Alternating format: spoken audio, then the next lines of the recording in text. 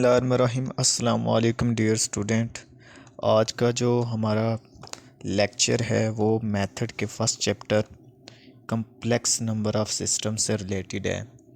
तो इसकी हम एक्सरसाइज 1.1 स्टार्ट करने से पहले इसके कुछ इम्पोर्टेंट फार्मूलाज और टॉपिक्स हैं उनको देखेंगे, फिर उसके बाद हम डायरेक्टली एक्सरसाइज की जानिब चलेंगे। तो सबसे पहले हम डेफिनेशन पे चलते हैं कि कम्प्लेक्स नंबर होता क्या है।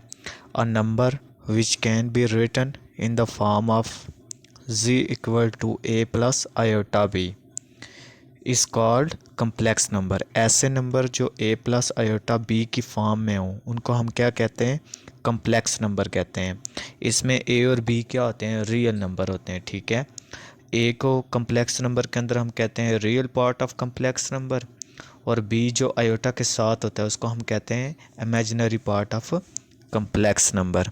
अच्छा, एक और बात, हम कम्प्लेक्स नंबर को ऐसे भी लिख सकते हैं ए प्लस आयोटा बी इक्वल होता है ए कामा बी के। जैसे कि 2,3 जो है ये किसके इक्वल होता है जी, 2 प्लस 3 आयोटा के। आगे जी एक और फार्मूला है मॉडुलस ऑफ कम्प्लेक्स नंबर को हम कैसे निकालते होते हैं। तो if z is equal to a plus iota B हो दैन z मॉडुलस ये किसके इक्वल आ जाएगा, ये जो आपके पास हमारे पास जो कम्प्लेक्स नंबर में वैल्यू हुआ करेंगी उनका स्केयर लेके ऐड करके इनका स्केयर रूट के इक्वल हुआ करेगा। मतलब a प्लस आयोटा बी हो तो ये इक्वल हो जाएगा a square plus B square का स्केयर रूट। जैसे कि 2,3 है तो इसका स्केयर रूट निकालें, मॉडुलस निकालेंगे तो क्या आ जाएगा, 2 स्केयर प्लस 3 स्केयर। तो कॉन्जुगेट ऑफ कम्प्लेक्स नंबर, अगर आपके पास कोई कम्प्लेक्स नंबर हो तो उसके ऊपर हम उसका कॉन्जुगेट लें तो हमारे पास जो रियल है, रियल का कॉन्जुगेट तो वही रहता है, लेकिन जो इमेजिनरी पार्ट होता है उसका साइन तब्दील हो जाता है। मतलब a प्लस आयोटा बी है तो ये किसके इक्वल आ जाएगा, a माइनस आयोटा बी के इक्वल आ जाएगा। आगे जी कुछ प्रॉपर्टीज़ हैं, ये भी क्वेश्चन के अंदर यूज़ हुआ करेंगे, इनको भी देखिए। वो कहता है कि अगर दो complex number z dot z conjugate हो तो उनको मल्टीप्लाई करें तो वो इक्वल होता है z मार्ट के स्केयर के इक्वल होता है। इसी तरह z स्केयर लें और उसका मार्ट, ये इक्वल होता है z मार्ट के स्केयर के। इसी तरह दो कम्प्लेक्स नंबर को हम ऐड करें और उनका कॉन्जुगेट लें तो उनका कॉन्जुगेट अलग अलग हो जाता है। मल्टीप्लाई करें तो तब भी अलग अलग हो जाता है, डिवाइड करें तब भी अलग अलग हो जाता है। उसके बाद जी आर्गूमेंट ऑफ कम्प्लेक्स नंबर जो है वो किसके इक्वल होता है जी, टेंजेंट इनवर्स बी ओवर ए के। साइन थीटा क्या होता है, बी बाय जेड मॉडुलस, और कॉस थीटा क्या होता है, ए बाय जेड मॉडुलस। ठीक हो गया जी। इसी तरह ये फिर कुछ फार्मूले हैं, जेड मार्ट जो है ये इक्वल होता है माइनस जेड मार्ट के भी इक्वल होता है, और जेड बार ऑफ मार्ट के भी इक्वल होता है। ठीक है, इसी तरह जी जेड स्केयर मार्ट स्केयर या जेड स्केयर मार्ट ये इक्वल होता है जेड डॉट जेड बार के। ठीक है, 1 बाय जेड इनवर्स जो है ये इक्वल होता है जेड मार्ट और जेड मार्ट के स्केयर के। जेड डॉट जेड मार्ट ये इक्वल होता है जेड मार्ट और Z2 मार्ट के। ठीक है, इसी तरह अगर रियल ऑफ Z मार्ट जो है ये लेस दैन इक्वल होता है Z मार्ट कम्प्लेक्स नंबर के मार्ट के। ठीक है, मॉडुलस के। इमेजिनरी ऑफ Z जो है ये भी लेस दैन इक्वल होता है Z मार्ट से। इसी तरह Z डॉट Z कॉन्जुगेट ये इक्वल होता है रियल ऑफ Z का स्केयर प्लस इमेजिनरी ऑफ जी का स्केयर। ठीक है, इसी तरह जी दो कम्प्लेक्स नंबर को अगर माइनस करें और उनका मार्ड लें तो वो ग्रेटर दैन इक्वल होता है Z1 मार्ड माइनस Z2 मार्ड के। इसी तरह दो कम्प्लेक्स नंबर को अगर हम ऐड करें तो ये इक्वल होता है Z मार्ड प्लस Z2 मार्ड, ये लेस दैन इक्वल हो जाएगा Z1 मार्ड प्लस Z2 मार्ड के। आगे जी polar form of complex number ये क्या होती है, ये बहुत ज़्यादा यूज़ होगी क्वेश्चन के अंदर। तो हमारे पास कोई भी अगर एक्स वाई प्लेन हो, ठीक है, जैसे कि हमने एक फिगर में ड्रा किया हुआ है, तो along x axis small x और वाई एक्सिस में हम वाई स्मॉल वाई रख लें। ठीक है, r equal to z modulus. ठीक है, और पी हमारे पास क्या है, एक पॉइंट है जहाँ जो एक्स ये एक्स और वाई हमने इसमें पॉइंट रख लिए। ठीक है, अब जी फ्रॉम फिगर एक्स किसके इक्वल आ जाएगा पोलर फॉर्म में? एक्स इक्वल होता है आर कॉस थीटा के अलॉन्ग एक्स एक्सिस, और along y axis vertically y किसके इक्वल होता है? आर साइन थीटा के, ठीक है। जेड इक्वल होता है X plus iota Y complex number in Cartesian form. तो इनकी वैल्यूज़ हमने लिख ली, R cos theta plus iota R sine theta, ठीक है। तो आर को कॉमन ले लिया, cos theta plus iota sine theta. तो ये जो फॉर्म बनी है इसको हम कहते हैं polar form of complex number. इसको और कैसे लिख सकते हैं? R of cis theta. आगे जी एक इम्पोर्टेंट नोट है, ये आपने सही तरह से याद रखना है क्योंकि ये बहुत ज़्यादा यूज़ होगा क्वेश्चन फर्स्ट जो एक्सरसाइज है इसके अंदर भी और भी बहुत से क्वेश्चन में। तो क्या कहते हैं कि अगर आपके पास कोई कम्प्लेक्स नंबर हो, ठीक है, when z is equal to a comma b is in first quadrant में हो, देन आर्गूमेंट ऑफ एंगल जो है वो किसके इक्वल होगा? थीटा के इक्वल होगा। इसी तरह अगर कम्प्लेक्स नंबर जो है वो सेकंड क्वाड्रेंट में हो, ठीक है, देन आर्गूमेंट ऑफ एंगल किसके इक्वल हुआ करेगा? पाई माइनस थीटा के। इसी तरह अगर हमारे पास जो आर्गूमेंट ऑफ हमारे पास कम्प्लेक्स नंबर जो है वो थर्ड क्वाड्रेंट में हो, तो देन आर्गूमेंट ऑफ एंगल जो है वो किसके इक्वल होगा? Minus into pi minus theta. ये आपने ज़बानी याद रखनी है बातें।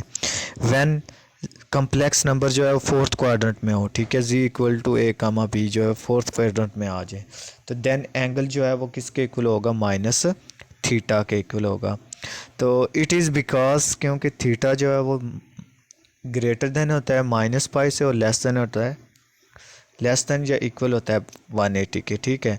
तो that is value of theta is not greater than 180। सही हो गया। तो इन सारी बातों को मज़ीद मैंने एक क्वाड्रेंट के हिसाब से बताया भी है कि अगर x पॉजिटिव हो y भी पॉजिटिव हो, तो इसका क्या मतलब है कि वो फर्स्ट क्वाड्रेंट में, तो आर्गूमेंट ऑफ एंगल हमारे पास जो principal of argument of angle जो इक्वल होगा थीटा के, ठीक है।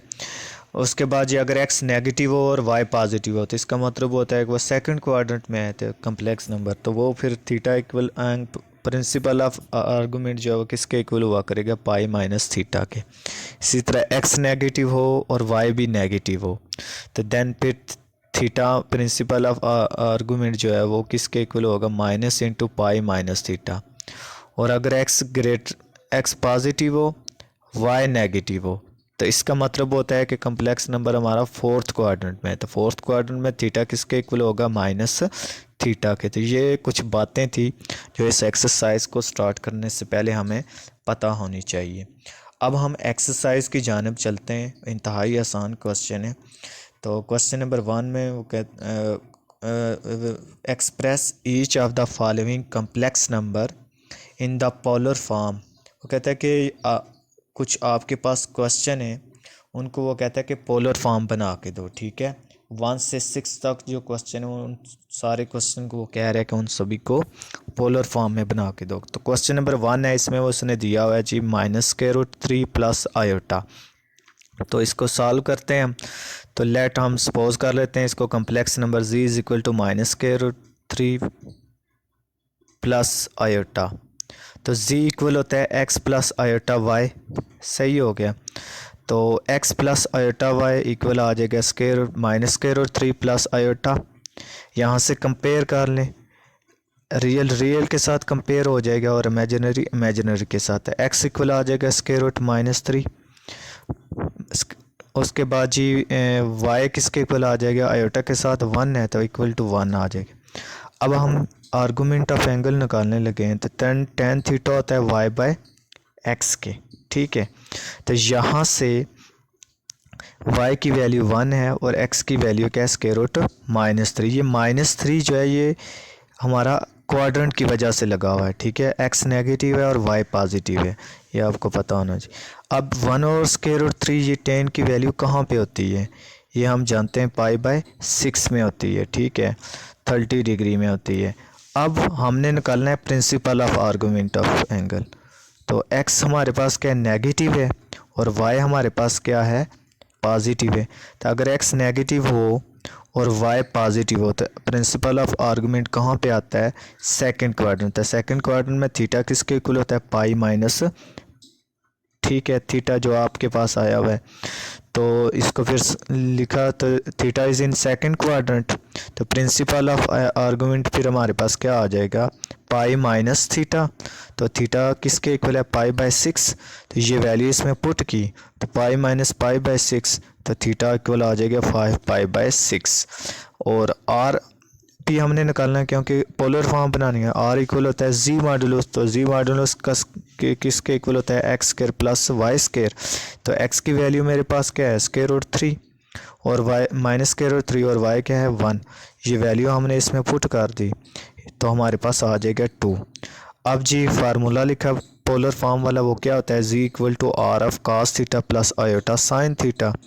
तो 2 इंटू कास थीटा हमारे पास क्या है? 5 पाई बाय 6। तो 5 pi by 6 plus iota sign 5 pi by 6। तो मज़ीद इससे हम कैसे लिख सकते हैं? 2 सिक्स 5 पाई बाय 6। तो ये इसका जी आंसर आ गया। इसी तरह देखें जी क्वेश्चन नंबर 2, इसमें उसने दिया है माइनस आयोटा।